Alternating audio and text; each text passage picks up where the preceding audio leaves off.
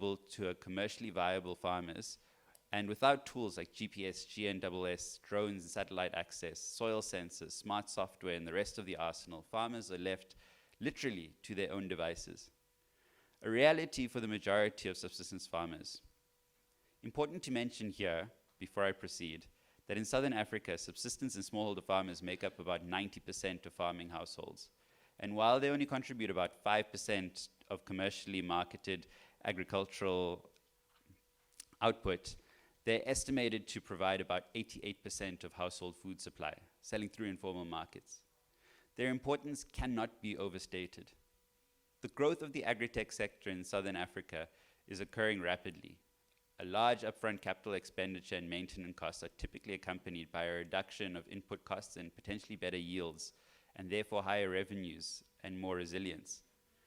GPS applications to survey fields, analyze soils, navigate tractors, monitor the growth of crops, and combine this with weather, pest, and treatment data in an integrated fashion is truly a marvelous demonstration of the potential of new technologies. A recent study found that the uptake of agri-tech is likely to signal lower risk to creditors and makes farmers better equipped to access finance at lower interest rates, a terrific outcome for the breadbaskets of Southern Africa. Rather than going into detail on the examples and opportunities presented by modern agricultural techniques, I'd like to highlight the paradigm that arises from the current trends. First, the agri-tech rollout from the private sector is heavily concentrated towards equipping commercial large-scale farmers. Makes sense. They're able to put up higher upfront capital expenditure, there's less risk at their margins, and the higher ticket sizes for financiers offers better returns. Subsistence farmers, on the other hand, access to these technologies is often guided by projects with donor funding, not a sustainable model. While there are a few projects that are demonstrating positive results in getting viable commercial markets for smallholder farmers using smartphones, these have not scaled in the same way. It's a slower process. The gulf, however, is not being bridged. In fact, technologies are making commercial farmers far more economically and ecologically resilient at a rate that is not slowing. Technology needs to continue advancing and being taken up, but we cannot treat it as a silver bullet. Scenario planning experts are increasingly seeing a rise in isolation of states, a reduction in shared resource and global solidarity as sovereign risks rise and states try and protect their own. From India's hoarding of rice in 2024 to the USA's global tariff war, the window for global commitments is shrinking. The loss of legitimacy of multilateral forums exacerbates this as international communities, as international commitments are not only unambitious, but are rarely fulfilled. Southern African states are hugely dependent on international partnerships for their developmental agendas and are using their resources and political leverage to keep these channels alive. The US aid cuts this year meant that countries like Malawi had to abandon climate monitoring programs. The inability of countries to monitor impending food crises means that the government support and international aid is going to be more important than ever in light of oncoming crises.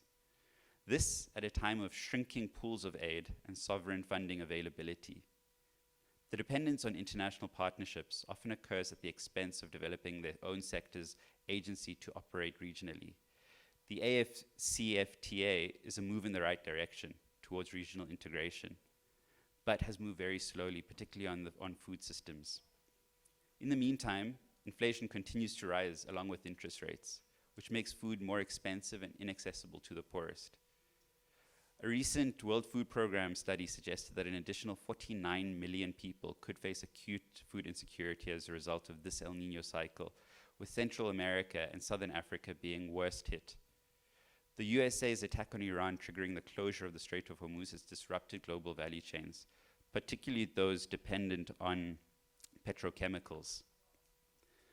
The confluence of this with the El Nino cycle is expected to drastically raise food prices around the world, particularly countries that are import dependent, many in Southern Africa. Technology is buffering some of these shocks, particularly for the majority of producers who are often export facing, and an important source of foreign exchange earnings, but it cannot stave off global crises alone, especially when it remains out of reach for the majority of farmers in the region. As mentioned, access is increasing, but the cost of uptake and the lack of financing means its increase is too slow to meet the pace of a rapidly changing world. We have to be able to build on-farm resilience in a manner that is accessible to farmers without capital. Regenerative agriculture, agroecology, in addition to technology uptake, are two such options. The use of on-farm materials mean that farmers are able to produce and use what is already available to them. Use of agroecosystems means less reliance on inputs that are subject to volatile markets like synthetic fertilizers and pesticides. The incorporation of diversity and focus on soil health dramatically improves the adaptive capacity on farms to sustain their heat and drought events. The shift away from monocultural production diversifies income and buffers economic shocks in the market. Ultimately, these methods of producing food provide our agricultural sectors with more agency and moves nations towards food sovereignty. They provide a unifying vision for food production, but they, without the enabling environment around them, will also not succeed. They need to be incentivized through market access, trade, and access to subsidized inputs like organic fertilizers. Much needs to be done to shield our production sectors from the changes to our climatic events and an increasingly volatile political and economic future. Technologies are one such important enabler, but without the rapid scaling, they will continue to serve a narrow band of producers. A shift in thinking in how we enable food production that moves farmers away from the dependency they currently have on international input markets will provide another avenue. Both of these are complementary to each other, but need to be considered in the context of enabling environment in which they operate. Fortunately, this thinking is already being observed in government statements. Now we need to see if action follows. Thank you very much. Thank you, Malik. Thank you for setting that scene, and I'm now going to call on the panelists to join me on stage, and as they come, we will now move from the why to the how, and we really have an excellent panel bringing together perspectives from climate technology, agriculture, finance, farm organizations, and sustainable food systems. I'll introduce them as they come on stage and they find a seat. Dr. Tara Southey, coming all the way from Bloemfontein in South Africa. She's the founder and CEO of Terraclim. We're big fans of their work. Mr. Michael Lillier is the founder and CEO of Horizon Agri. Welcome, Michael. Mr. Desiree Lesele, Senior Manager for Agriculture Client Value Propositions at Nedbank Commercial Banking. His email signature must be very long with that title. Mr. Ishmael Sunga, the CEO of the Southern African Confederation of Agricultural Unions, or just SACAU as we call it. And Professor Nadir Malan, he is with Her Research and Development. I think that stands for Higher Education Research and Development. The other one? Holistic Economic Revolution Research and Development. Wow, that's why you said use the shorter one. And besides that, he's quite a renowned sustainable food systems expert who's done decades of work pioneering participatory urban agriculture and also low-cost enterprise development for resilient food systems. Colleagues, thank you for joining me. I've got a few questions. I think we'll keep it as practical as possible, and then we'll also be taking some questions and inputs from the audience in about 30 minutes or so. Tara, if you don't mind, let's start with you. Climate information is really only useful if it changes decisions on the ground. What climate intelligence or perhaps digital tools do you believe are currently showing promise for helping farmers across Southern Africa, not just in South Africa, to help prepare for drought? Across Africa, in South Africa, we're seeing severe droughts, changing rainfall patterns, and also other climate risks. Great, thanks, Ava. And thank you for the opportunity to be part of this conversation. It really is an honor, and excited for the questions that you guys are all going to ask. So I'm going to start by answering that, not to talk about technologies per se, because there are actually so many tools available now, and we're in a space where we've got more data accessible than ever before. But to emphasize that data doesn't necessarily equal understanding, and I think that's a gap we've got to overcome. Coverage doesn't result in accuracy. No matter how many stations we have, it doesn't result you've got more accurate data, or how many satellites we have. And then availability doesn't result in usability. And we're sitting in a space where there's so much data available, but the question, we still sit with a gap of scale and how do we actually implement that. So I think the most promising tools that we can judge are the ones that actually help change decisions on ground level and can be measured back to, are you planting something different? Are you planting on a different day? And you're actually reacting to these climate drivers that we just explained. So what I see happening at 3 levels, the first is strategic intelligence. So there's a lot of data available where we can aggregate information, soil, climate, terrain information to start identifying what crop is suitable for a specific environment. And that's what we do at Terraclim. We integrate multiple weather stations into a centralized climate database. We spatialize that, so we get a spatial map. And then you start getting insights for every field in your farm, what's happening. And you can compare regions with regions and start fitting cultivars and planting to a specific environment. So it starts with actually planting the right thing in the right place. Then the second, seasonal tactile intelligence. So how do we start using data, what's happening in the season, how do we respond to that? And it's amazing to see actually how farmers are responding in the grain production. Less grain has been planted because of what has been experienced before. So we're already starting to see that past experience dictating future decisions, so using data for that. And then the last one is the operational early warning systems, bringing that into play and actually using systems like South African Weather Services that can translate that data into advisory tools and WhatsApps that can go out to farmers. So those things are in play and it's happening. And I think just centralizing data is really key in this. So climate information becomes intelligence when it changes an actual decision. And so it's not about the tools, it's about how it's actually used that I just want to emphasize.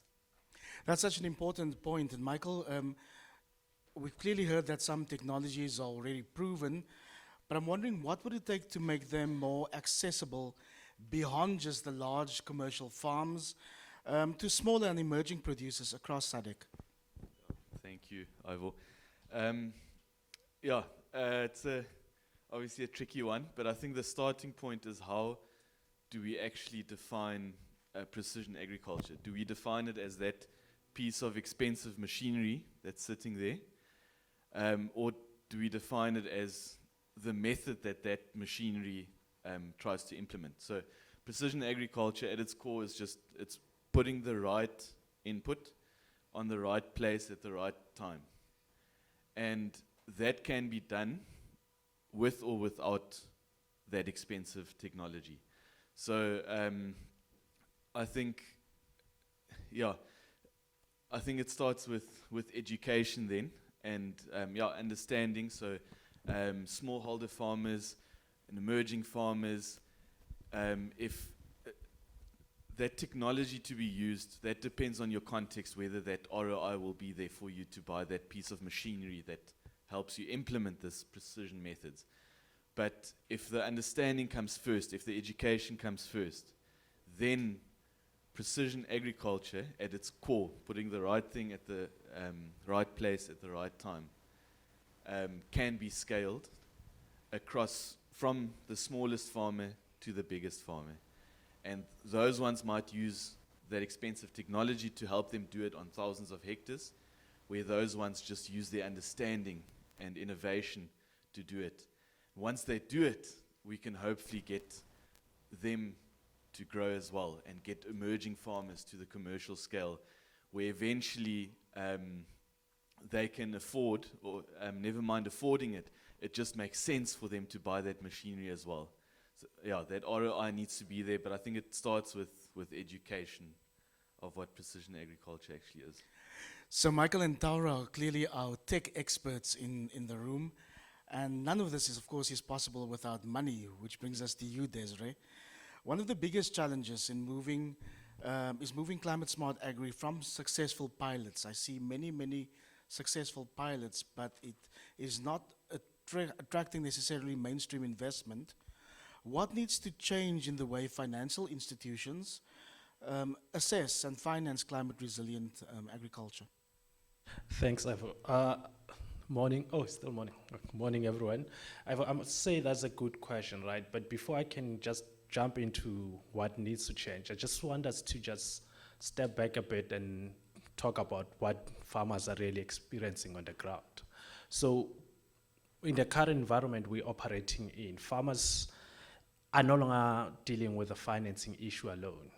Farmers are dealing with more frequent droughts, more floods, more heat wave, changing rain patterns, and input costs that are skyrocket. So these are no longer just abstracts that farmers are dealing with. These are having direct impact on their production, yields, cash flow, food prices, and ultimately food security. So when we talk about climate smart agriculture, we no longer just talking about a sustainability concept. We're talking more about how do farmers get to be resilient, produce more, and also provide food security. So from financial institution leading to answering your question, I've got three points that need to shift or that need to change to influence this climate smart agriculture. First one is the shift in mindset. Climate smart agriculture should not be treated as a side sustainability initiative. It must be seen as a core agriculture risk management process, because if the climate risk is not monitored, it quickly leads to credit risk, which affect the farmer's ability to produce, the farmer's ability to generate income, and finally, what affects us, a farmer's ability to repay their debt. So that's the first shift in the mindset. Second shift is how, as financiers, we assess agriculture businesses. Traditionally, lending has often looked backwards. We tend to focus on historical performances, collateral, past financial cash flows, but what remains more important now is that is no longer enough, and climate change is leading us to look forward when we want to finance a farmer. So we tend to look at, is the farmer building resilience on their soil or on their farm? We start looking at, are they improving their water efficiency? We're starting to look at, are they using climate smart information in their farming? We're starting to look at, is the farmer paying attention to their soil health? And do they have access to insurance, technical support, and markets as well? That's what we're tending to look. So the second one is how we assessing has shifted. The third shift that needs to happen is we need what I call a financial transition package. Not isolation technologies. We need to move away from this is a machine that does climate smart agriculture. We need what we call a transition package. A farmer does not become climate smart resilient simply by buying one tool or adopting one practice. The resilience comes from a combination of finance, data, advisory support, and infrastructure. So those are the three shifts that needs to start happening with.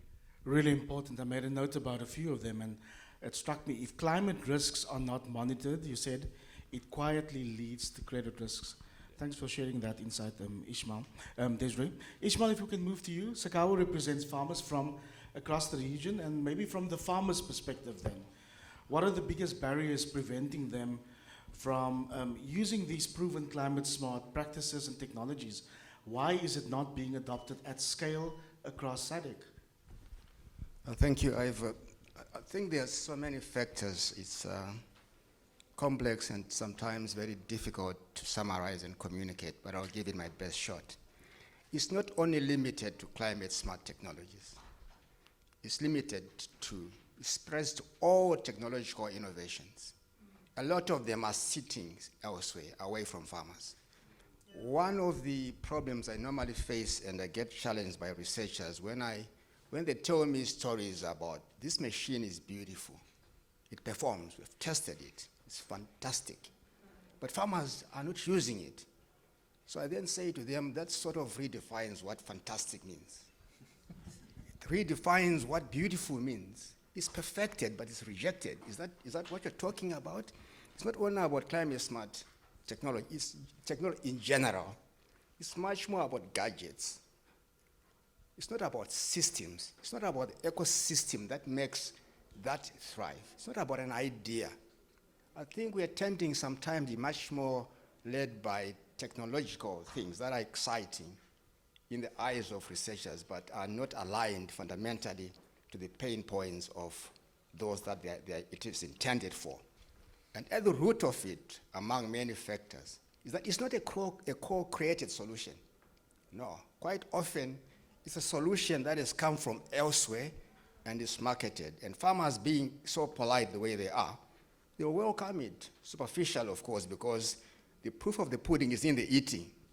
If it is welcomed and the evaluations are saying this is fantastic, including the farmers saying so, by the way, and then they do nothing about it, it begs the question whether the approach that we are using is correct, whether it has integrity, it is honest. So I think we really need to redefine how we do research and innovation and how the farmer should be put at the center of research and innovation. And also understanding that farmers are widely differentiated. They come in different shapes and sizes, apart from the physical bodies. But in terms of being small, relatively large, medium, and all that. And they all have different needs and requirements and aspirations. Some of the ambitions that we see are much more, rightly so, pitched at the fundamental level. But if you're talking about the next generation of farmers, that might not be where to pitch it, because we're looking about the future.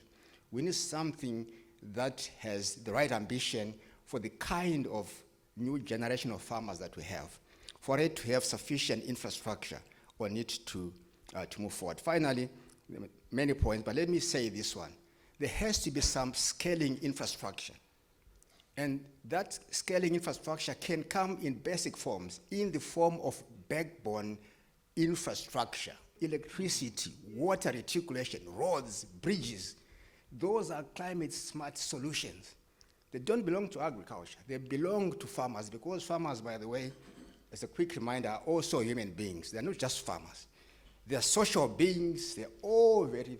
So they need an integrated approach. They need a whole government approach. They need a whole research approach. They need a whole systems approach. We're talking about systems here. And yet, when we talk about climate smart, quite often we're talking about one component of the system. We're not talking about the ecosystem in general. It's a more conceptual response, not a practical response. It is more a strategic thing that we need to think carefully about than a practical thing. Both strategic and practical are important. And policy is so fundamental in scaling, because it will give you, at the lowest cost, maybe at the fastest speed, by policy engineering, policy innovation. And digital solutions is perhaps as nearly as a silver bullet in scaling up solutions. Thank you. Thank you for sharing your insights, Ishmael. Professor Malan, I'm wondering, what are you hearing from your fellow panelists, and also, what does a truly resilient food system look like for you for Southern Africa? Thank you so much. You know, I'm going to try to say something that is consistent with what you said, but might just rock the boat a bit. So let's think about technology.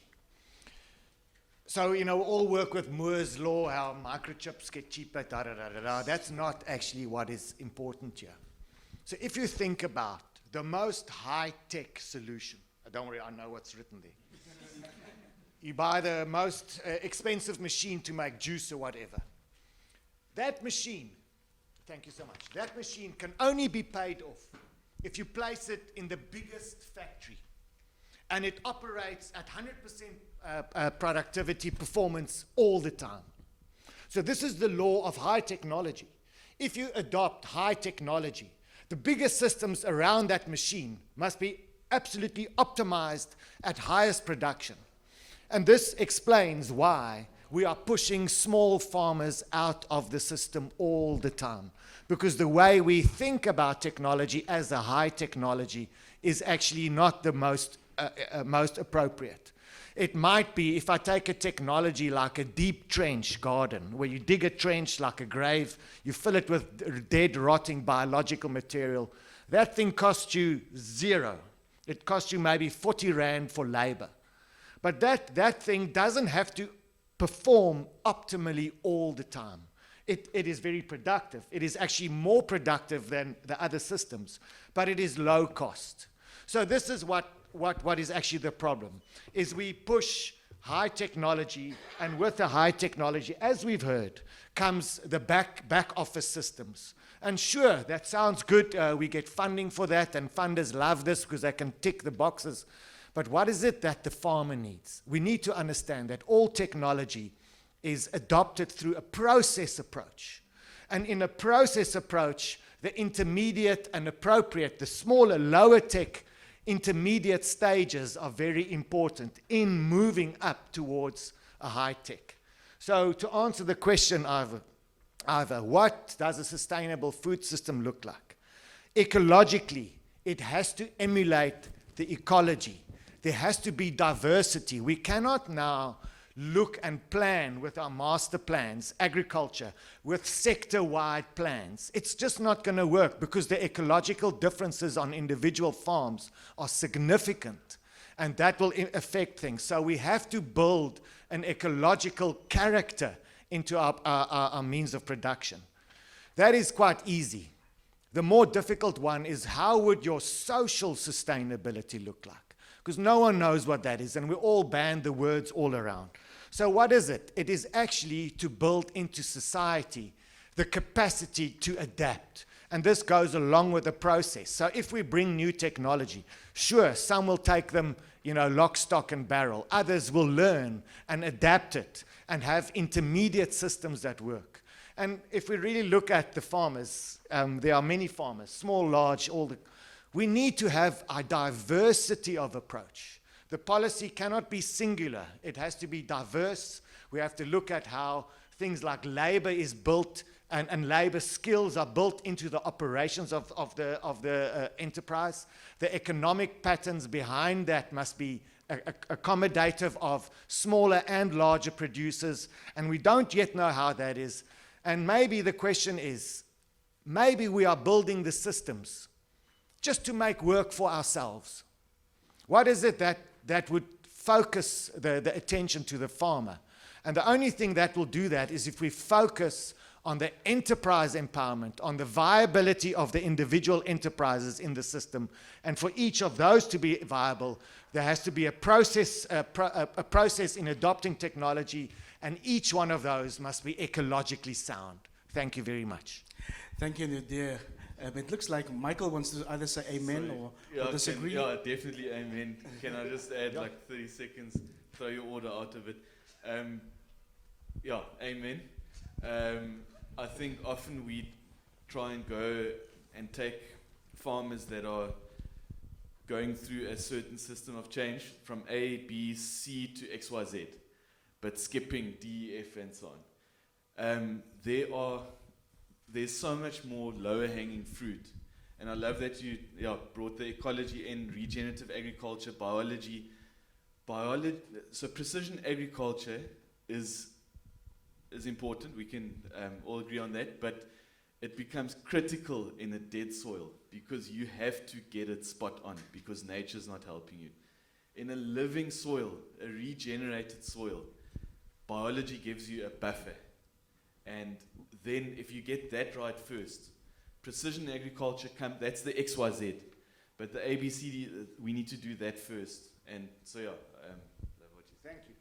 Colleagues, you're welcome to contribute to what each other is saying. Ishmael? Yeah, it's. I think there is also the languaging and the messaging. Sometimes we're saying we're taking farmers too, not assist them to take themselves to their own destination. I see some kind of a paternalistic sort of approach that might come in the form of resistance that is subtle from the farmers themselves, because it is us who are trying to take them to some destination that they are not necessarily seeing, but they might be seeing that the destination is wrong, and they might be polite enough not to tell you that, and two, they don't implement it anyway. So our approach in accompanying them should be one of trying to accompany them to the destination that they also co-design and co-agree. In that, because we want to come to farmers with a farmer's lens, but a farmer is a multiplicity of functions. That some of the farming parts of the farmers, some farmers is 10% of their being, and for others it's 100%. So you're trying to give a value proposition, and some of them are in transit. And soil health is a long-term thing, and agriculture is a long-term thing.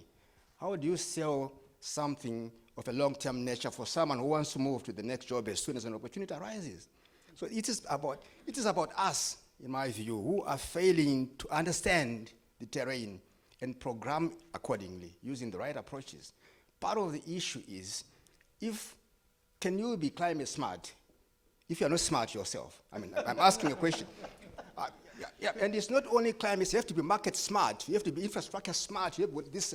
So sometimes we have these hobby horses about this particular thing, that is precision agriculture. Maybe it's about it's not about precision, it's not about climate smart. It's about doing the right things for you to be able to survive and prosper. Sometimes we're not selling hope, we are selling desperation. Even to the younger ones, we need to look at what are the entrepreneurial opportunities in mitigation and adaptation, not how do you survive. So I think it's part of us that we are not communicating the messages correctly. There's so much to say, but let me also give us a chance. Tara, Ishmael referenced how do we co-designing, and I think he said what was the other word? Co-creating, co-designing and co-creating. How do we get farmers across SADC to co-design and co-create when they operate in very, very different environments? And when it comes to climate intelligence, how do we help to make adaptation more locally relevant and not just do this one-size-fits-all approach? Absolutely. So we are a technology company spun out of Stellenbosch University where we integrated a lot of data. So we sit with this big data platform, which is actually not usable to a lot of people unless it starts being integrated into decision making.